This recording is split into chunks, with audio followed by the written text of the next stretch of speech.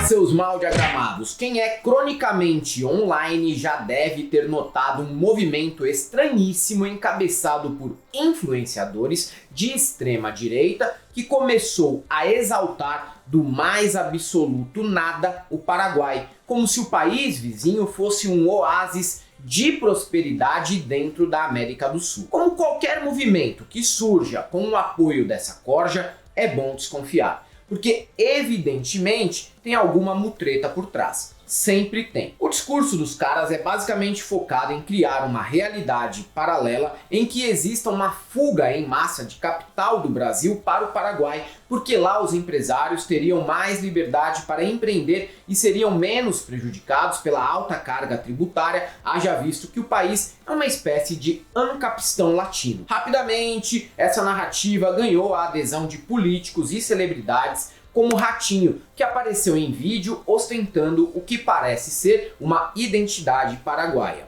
Ó, gente, graças à doutora Joelma aqui, eu a partir de agora sou cidadão paraguaio também. Sou cidadão brasileiro. Posso aproximar?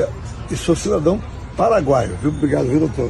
Eduardo Bolsonaro, sem ter como elogiar os Estados Unidos ou a Argentina no momento, já que o próprio Trump disse que o país de Milei está prestes a ir de Charlie Kirk, aderiu a essa campanha e ressaltou que no Paraguai há mais liberdade para se armar do que aqui. E ainda assim, o país vizinho sofreria menos com tiroteios do que o Brasil. Mas, afinal, o que há de verdade e organicidade nesse movimento? Pelo que notei nas minhas pesquisas, nada. Parece mais uma campanha para que o empresário brasileiro tome coragem para deixar o país e atinja indiretamente o governo Lula. Mais ou menos naquele esquema de, aí, tá vendo? Lula quebrou o Brasil de tal modo que a galera preferiu mudar para o Paraguai. E, em paralelo a isso, percebi também que já tem espertão ganhando grana ao vender curso que ensina como morar, empreender e trabalhar no país vizinho. Claro,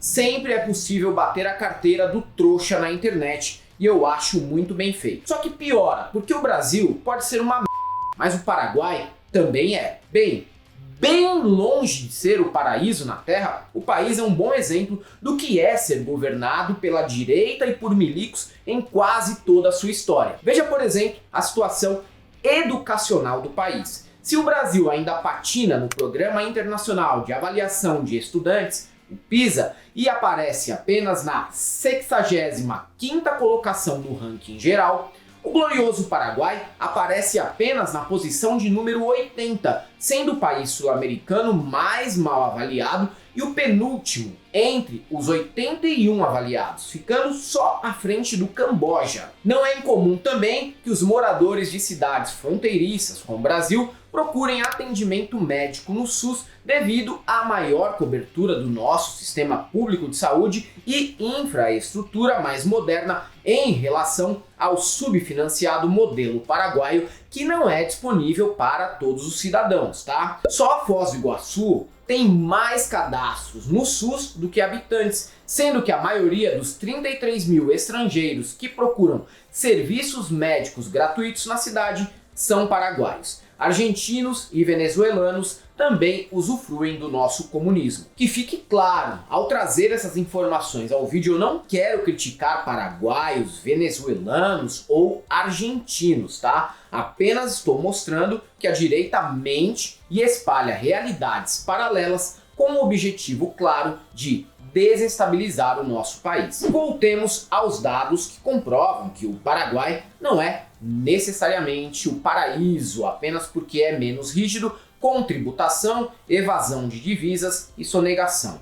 Inclusive, o afrouxamento nesse âmbito é uma característica que acaba atraindo o crime organizado para o país. Hoje, o Paraguai é o país com a maior presença de crime organizado em todo o mundo, com direito às células do PCC, Hezbollah e máfia chinesa na região.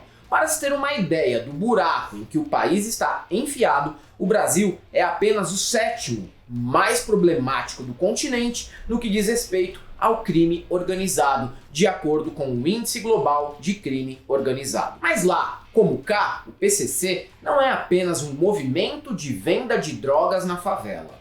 A facção rapidamente se aproveitou do modelo falido e corrupto que rege as instituições do país e se infiltrou de forma rápida e eficaz na política local. Há uma impunidade sistemática no Paraguai que hoje pode ser considerado um narco-estado. O relatório produzido pelo índice citado anteriormente aponta que criminosos são altamente influentes na sociedade e na política, tornando o país comparável à Venezuela e à Nicarágua. Mas você jamais ouvirá Ratinho ou Eduardo citando essa particularidade porque não é atraente a narrativa que eles querem emplacar. Nos últimos anos, políticos como o ex-deputado Juan Carlos Osório e o senador Érico Galeano foram acusados de lavagem de dinheiro, tráfico de drogas e associação criminosa. Ambos são do partido de direita Colorado, o mesmo do presidente atual, Santiago Peña,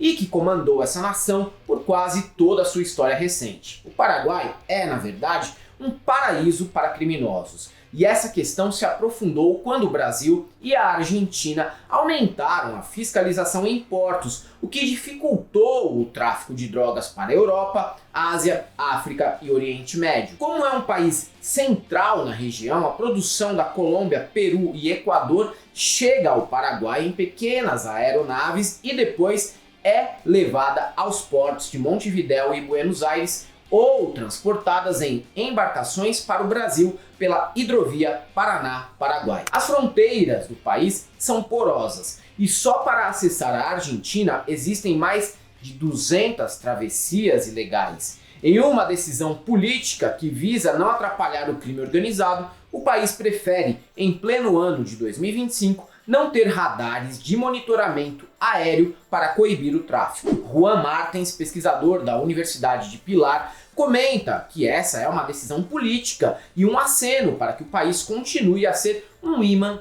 para organizações criminosas. O Paraguai também produz drogas. Hoje são 7.000 hectares de maconha plantadas por lá, o que torna o país o produtor número 1 de cannabis na América do Sul, sendo que boa parte do que é plantado em Pedro Juan Cabaleiro é consumida por brasileiros. Por conta dessa particularidade, a cidade também é recheada de conflitos entre clãs locais e facções brasileiras. Quando a gente fala que a direita acusa a esquerda do que eles costumam fazer, não é exagero. Eduardo Bolsonaro elogiou a forma como o país lida com o comércio de armas. Mas agora vem mais uma prova de que bolsonarismo sempre está do lado da bandidagem. A legislação do país facilita a aquisição de armas e munições. Acontece que grande parte desse armamento é desviado para 73 facções criminosas no Brasil. Ou seja, se a direita fica escandalizada com um pivete ostentando armamento no morro,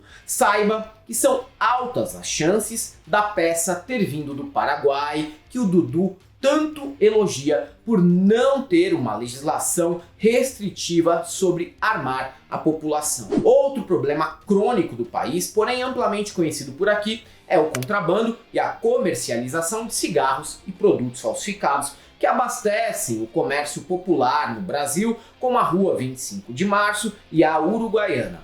Agora precisamos falar um pouco sobre o interesse de Ratinho em ter cidadania paraguaia. No caso dele, faz sentido. Ratinho não é um ANCAP fudido desempregado qualquer que acha que vai fazer a boa porque o Dudu Bananinha está elogiando o Paraguai. O apresentador é um dos grandes latifundiários do país. E desde a década de 50 há um movimento entre fazendeiros do Paraná e do Mato Grosso do Sul de expansão agrícola para o país vizinho, numa espécie de movimento de subimperialismo praticado pelo Brasil, como foi classificado por Rui Mauro Marini ainda nos anos 70. As principais cidades atingidas pelo fenômeno são Alto Paraná e Canindeyú, onde os brasileiros são donos de mais de metade das terras, o que só foi possível por meio de diversos conflitos que vitimaram principalmente os indígenas da região. Fazendeiros brasileiros também são conhecidos por tocar o terror na população local através de milícias particulares usadas tanto para proteção pessoal quanto para ameaçar movimentos indígenas, campesinos e sindicais que ousem denunciar os danos ambientais praticados pela monocultura da soja. Basicamente, quando um ratinho ou figura parecida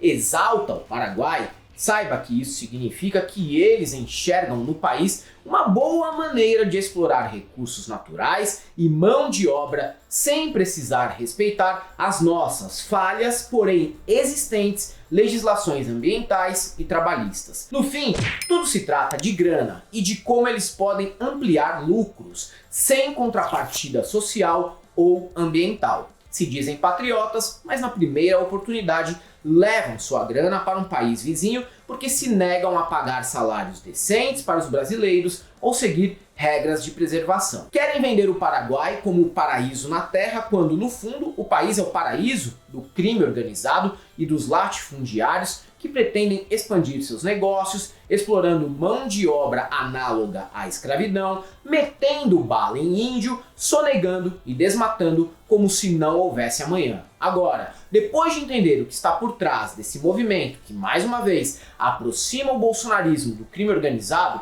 fica a pergunta: você ainda se surpreende? Papo sempre deságua em transformar o Brasil em um ancapistão miliciano ou em elogiar um local com essas características. Claro que é possível migrar para o Paraguai e ser feliz, viver até melhor do que aqui no Brasil. Sempre é, mas não caia em venda de fumaça de internet que ninguém sabe de onde surgiu, quem está por trás e com quais interesses. Porque você pode estar sendo apenas massa de manobra e idiota útil. É isso aí, galera. Para quem gosta do nosso canal, nós temos nosso apoio, seja membro, Pix e conta jurídica, caso vocês queiram e possam fazer uma colaboração para que a gente continue por aqui produzindo conteúdo para vocês. Além do YouTube, estamos presentes também no Facebook, no Twitter, no TikTok, no Instagram, no Threads, no Blue Sky, sigam a gente por lá. Não deixem de conhecer nossas camisetas no site da El Cabriton, no nosso curso no ICL, no Instituto Conhecimento Liberta. E para todos aqueles que apoiam a ida em massa para o Paraguai sem se questionar o que está por trás dessa campanha, só temos uma coisa para te dizer: não passarão.